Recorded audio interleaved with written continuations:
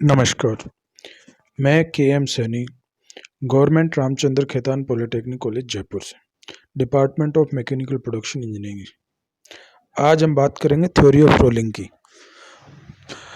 अब तक अपने बात किया था कि रोलिंग क्या चीज़ है, रोलिंग प्रोसेस कितने प्रकार के होते हैं, उनके टाइप्स क्या हैं, और रोलिंग में फ्लैट रोलिंग के एनालिसिस भी अपन ने किया था।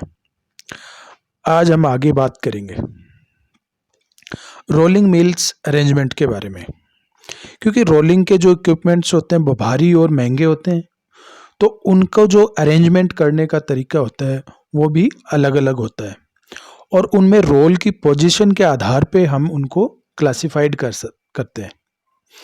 जैसे कि 2 high 2 opposing rolls, 3 high work pass through rolls in both directions, 4 high rolls cluster mills and tandem rolling mills arrangements.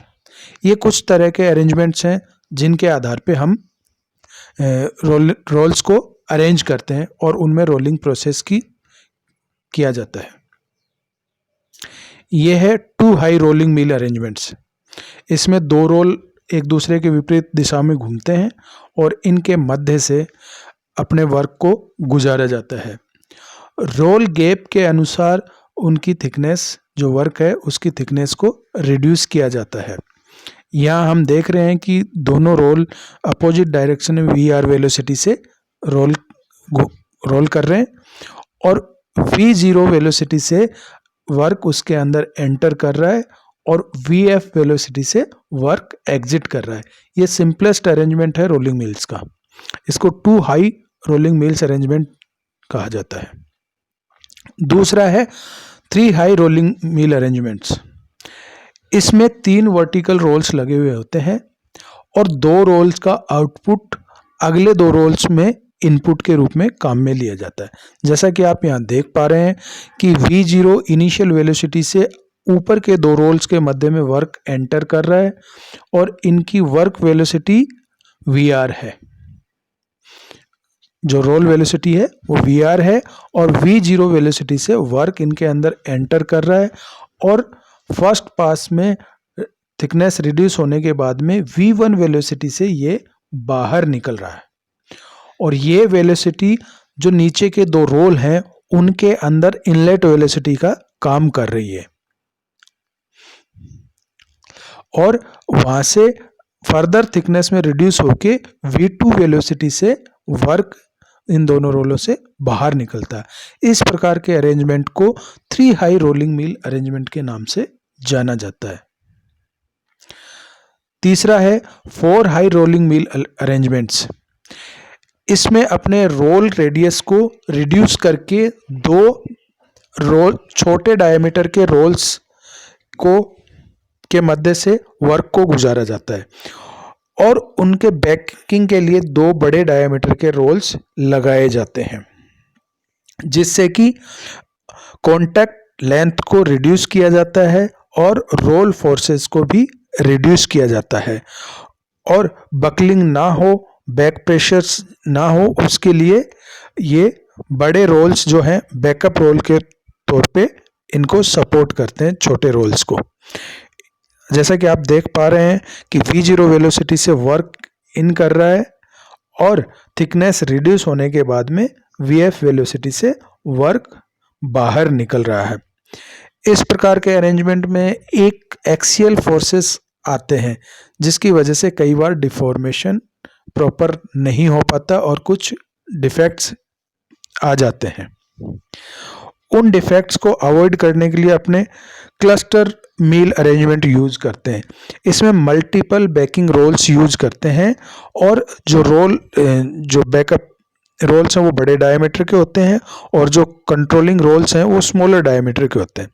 Smaller diameter के रोल्स इसलिए यूज किए जाते हैं कि जिससे कि कॉन्टैक्ट लेंथ कम होती है, रोल रेडियस कम होती है, जिससे कि टॉर्क और पावर रिक्वायरमेंट में सफिशिएंटली कमी होती है, और जो एक्सियल फोर्सेस जो आते हैं उनको काउंटर करने के लिए हम बैकअप रोल इस हिसाब से लगाते हैं कि वो उन फोर्सेस को काउंटर कर देते हैं। ये इफेक्टिव अरेंजमेंट्स है। इसमें ज़्यादा ड्राफ्ट के साथ में ज़्यादा थिकनेस को रिड्यूस किया जा सकता है एक पास में। यहाँ आप देख रहे हैं कि V0 इनलेट वेलोसिटी से वर्क अंदर जा रहा है और एक सफिशिएंट अमाउंट से थिकनेस रिड्यूस होकर VF वेलोसिटी से बाहर निकल रही है।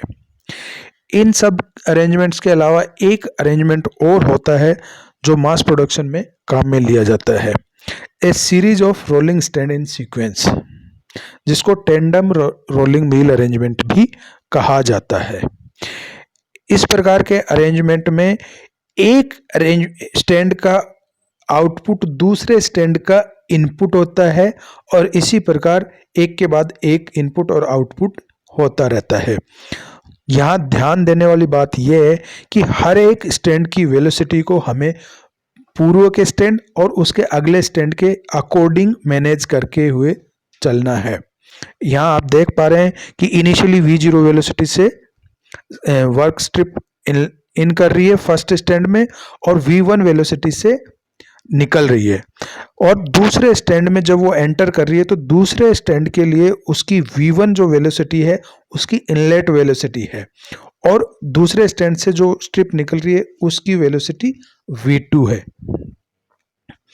जो कि तीसरे स्टैंड के लिए इनलेट वेलोसिटी बन रही है।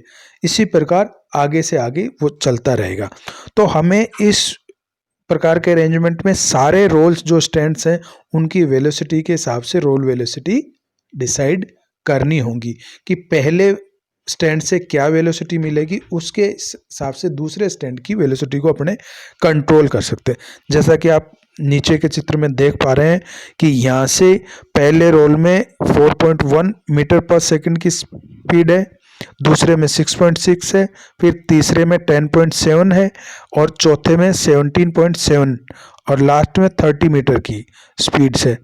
तो ये आप देख सकते हैं कि स्पीड बढ़ते हुए क्रम में है और एक स्टैंड के बाद में दूसरे स्टैंड पे स्पीड बढ़ जाए क्योंकि वॉल्यूम फ्लो रेट कांस्टेंट रहती है और थिकनेस रिड्यूस हो रही है, इसलिए स्पीड बढ़ती जाती है ताकि उसी टाइम में पूरा का पूरा वॉल्यूम आउट हो सके।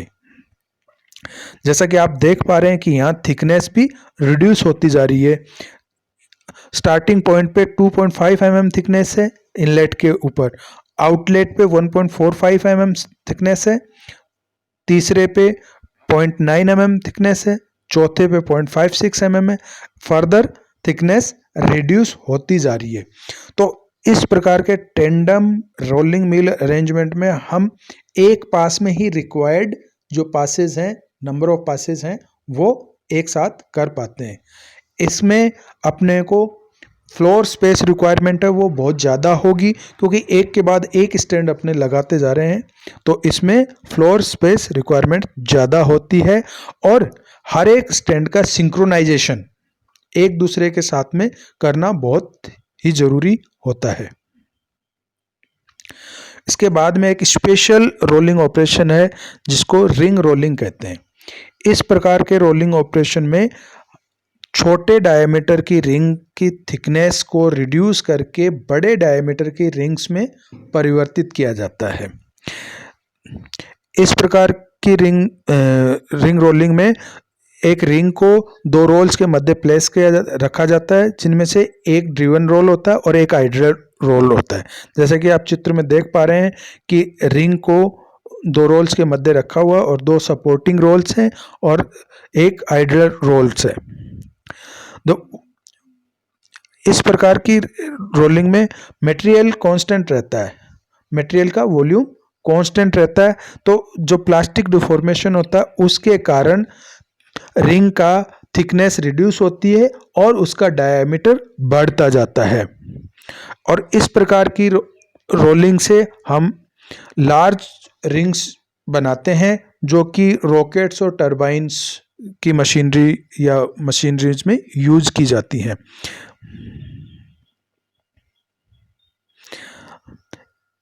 इस चित्र के द्वारा आप इसको अच्छे तरीके से समझ सकते हैं कि जो पावर्ड रोल है उससे दो रोल्स के थ्रू रिंग को पकड़कर दूर खींचते हैं उनसे, और जो आइडलर रोल है वो उसको मोशन देता है, तो ये रोटेट करते करते और दूर जाते हुए डायमीटर बड़ा होता जाता है। और इस प्रकार की रोलिंग में हम उस रिंग पर टेक्सचर भी दे सकते हैं और उसके क्रॉस सेक्शन या रिक्वायर्ड जो शेप है वो भी दे सकते हैं। जैसा कि तीसरे चित्र में आप देख पा रहे हैं कि इस पे एक ग्रूव बनाया हुआ है जो रिक्वायर्ड है। तो ऐसे रिंग भी अपने बना सकते हैं जिनकी सरफेसेस पे ग्रूव बने हुए हों या पर्टिकुलर कंटूर्स बने हुए हों। तो आज के लिए ही इतना ही काफ़ी है। अगले लेक्चर में रोलिंग के बारे में और अधिक जानकारी के साथ मिलेंगे। धन्यवाद।